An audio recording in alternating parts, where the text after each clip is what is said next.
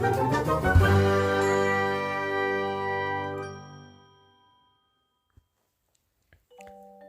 Dear students, आज हम class 5th की इंग्लिश टेक्स्ट बुक मैरीगोल्ड के एक चैप्टर को पढ़ेंगे और समझेंगे जिसका टाइटल है वंडरफुल वेस्ट। वंडरफुल आपको पता होगा बच्चों, डेली लाइफ में हम लोग इसका काफ़ी यूज़ करते हैं। जब हम किसी चीज़ को देख के बड़े हैरान होते हैं, आश्चर्यचकित होते हैं, तो उसकी तारीफ़ के लिए हम लोग कई बार वंडरफुल वर्ड का यूज़ करते हैं, जिसका लिटरल मीनिंग है आश्चर्यजनक। वेस्ट भी आपको पता होगा, जब कोई चीज़ बर्बाद हो जाती है ना, जिसका कोई यूज़ नहीं होता, उसे फिर हम लोग वेस्ट कह देते हैं। तो वंडरफुल वेस्ट, ऐसा वेस्ट जो बहुत वंडरफुल हो, यानी आश्चर्यजनक हो। Okay, waste can be quite useful, find out for yourself from this story. Useful का मतलब होता है उपयोगी, तो वेस्ट कई बार उपयोगी साबित हो सकता है। Waste can be quite useful, find out, पता कीजिए, for yourself from this story, इस स्टोरी को पढ़ करके आप खुद यह पता कर सकते हैं। ओके, अब इस स्टोरी को पढ़ते हैं और समझ लेते हैं। Once the Maharaja of Travancore ordered a grand dinner in his palace. Once, एक बार, द महाराजा ऑफ ट्रैवनकोर एक जगह का नाम है जो केरला में सिचुएटेड है। करेंटली इसे हम लोग तिरुवनंतपुरम के नाम से जानते हैं, जो केरला की कैपिटल है। तो एक बार ट्रैवनकोर के महाराजा ने ordered a grand dinner, order का मतलब होता है आदेश देना, ग्रैंड का मतलब बहुत बड़ा, डिनर आप जानते हैं रात के खाने को हम डिनर कहते हैं। इन हिज पैलेस, पैलेस का मतलब होता है महल। तो एक बार ट्रैवनकोर के महाराज ने अपने पैलेस में, अपने महल में एक बहुत बड़े रात्रि भोज, डिनर का आयोजन करवाने का ऑर्डर दिया, आदेश दिया। In the afternoon before the dinner,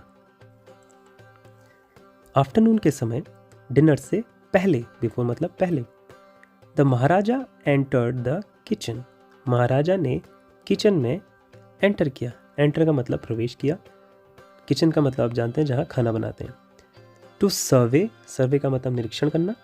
the dishes का मतलब पकवान। दैट हैड बीन प्रिपेयर्ड मतलब जो प्रिपेयर हो रहे थे, प्रिपेयर मतलब बनना, जो बन रहे थे। फॉर द फीस्ट का मतलब होता है वही दावत। यहाँ पर दावत कौन सी है, जो रात को होने वाली है। ओके, तो इन द आफ्टरनून के समय, डिनर से पहले, महाराजा ने किचन में एंटर किया। जो डिशेस रात के लिए प्रिपेयर हो रही थी, बन रही थी, उनका सर्वे करने के लिए, उनका निरीक्षण करने के लिए, जो रात के फीस्ट के लिए, रात के दावत के लिए बन रहे थे। Okay, What are you going to do with those vegetable scraps? He asked the cook, pointing to the basket of scraps near the cook. Vegetable scraps, सब्जी के टुकड़े, जो हम सब्जी बनाते हैं ना, उसके जो टुकड़े बच जाते हैं, बचे कुचे, उसे हम लोग वेजिटेबल स्क्रैप्स बोलते हैं। ओके, तो यहाँ पर जो महाराज हैं, ठीक है, वो कुक से पूछ रहे हैं। कुक कौन है? जो खाना बनाता है उसे हम कुक कहते हैं। तो महाराज जो है कुक से पूछ रहे हैं, What are you going to do with those vegetable scraps? आप जो वेजिटेबल स्क्रैप्स वो दिख रहे हैं, ठीक है, उनका क्या करने वाले हो? जो ये बचे कुचे सब्जी के टुकड़े हैं, सब्जी के जो वेस्ट है, इसका आप क्या करने वाले हो? He asked the cook, उन्होंने कुक से पूछा। Pointing to the basket of scraps near the cook.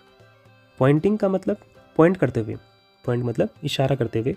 The basket of scraps, किसकी तरफ को? Basket of scraps, बास्केट मतलब टोकरी, स्क्रैप्स मतलब वही जो वेस्ट बचा हुआ है वेजिटेबल का, उसकी तरफ को इशारा करते हुए, जो कुक के पास में था, नियर पे था।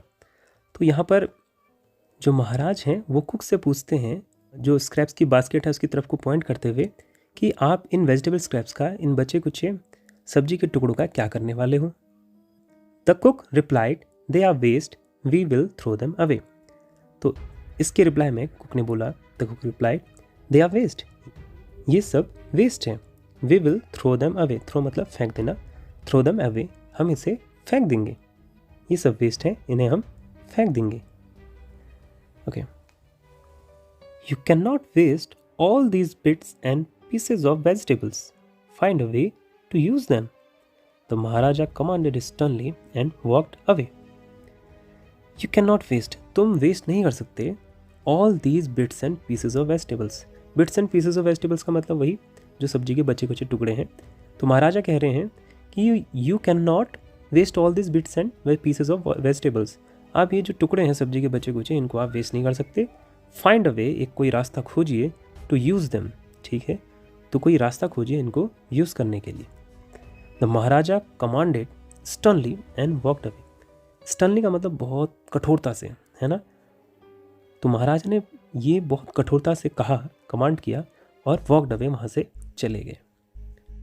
The cook was in a fix and kept staring at the vegetable scraps for some time. In a fix का मतलब होता है सोच में पड़ जाना। स्टेयरिंग का मतलब घूरना, ठीक है। तो अब जो कुक है, the cook was in a fix, अब वो सोच में पड़ गया।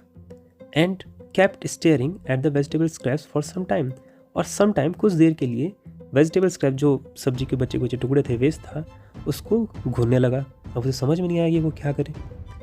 सडनली, अचानक क्या हुआ? An idea flashed across his mind. अचानक से एक आइडिया फ्लैश हुआ उसके माइंड में, यानी अचानक से उसके दिमाग में एक आइडिया आ गया। Okay, he took all the vegetable bits, wash them and clean them well. He took all the vegetables bits, उसने सारे जो बचे कुचे सब्जी के टुकड़े थे उन्हें लिया, वॉश्ड देम, उन्हें धोया, एंड क्लीन देम वेल, और उन्हें वेल मतलब अच्छे से क्लीन किया, साफ किया। Then he cut them into long strips. Then यानी उसके बाद, ही कट देम, ही यहाँ पर किसके लिए यूज़ हुआ है? कुक के लिए। तो उसके बाद कुक ने कट देम, उनको काटा, किसको? वेजिटेबल स्क्रैप्स को, इनटू लॉन्ग स्ट्रिप्स, लंबे लंबे स्ट्रिप्स में, पट्टियों में, टुकड़ों में। तो उसके बाद जो वेजिटेबल स्क्रैप्स थी उनको कुक ने लंबी लंबी स्ट्रिप्स में काट लिया। He put them in a huge pot and placed it on the fire to cook.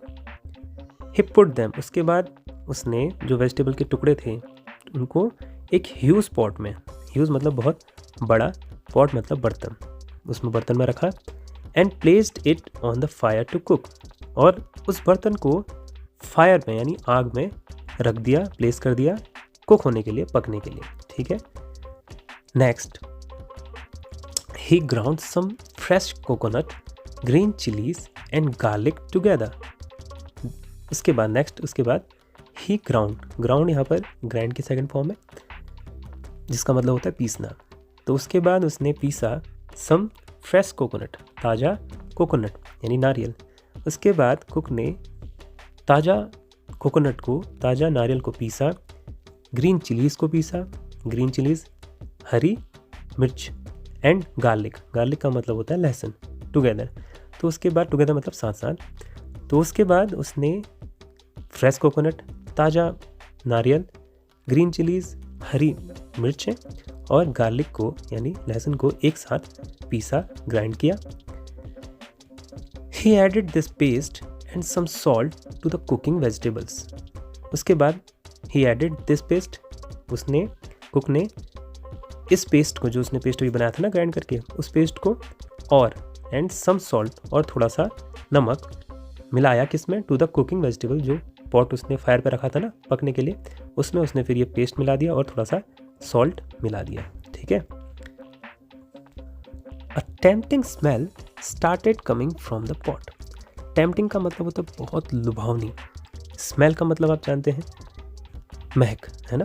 A tempting smell started coming from the pot, तो एक बहुत ही लुभावनी सी महक कमिंग फ्रॉम द पॉट यानी पॉट से आने लग गई, ठीक है।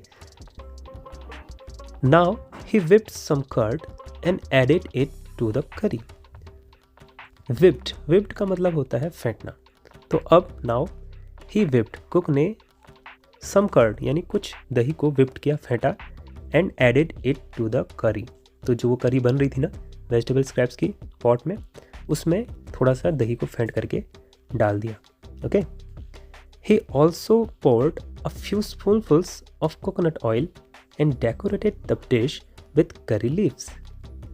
poured मतलब डालना, few spoonfuls, few मतलब थोड़े, spoonfuls मतलब चम्मच भर के, कोकोनट ऑयल नारियल का तेल, डेकोरेट यानी सजाना, ठीक है।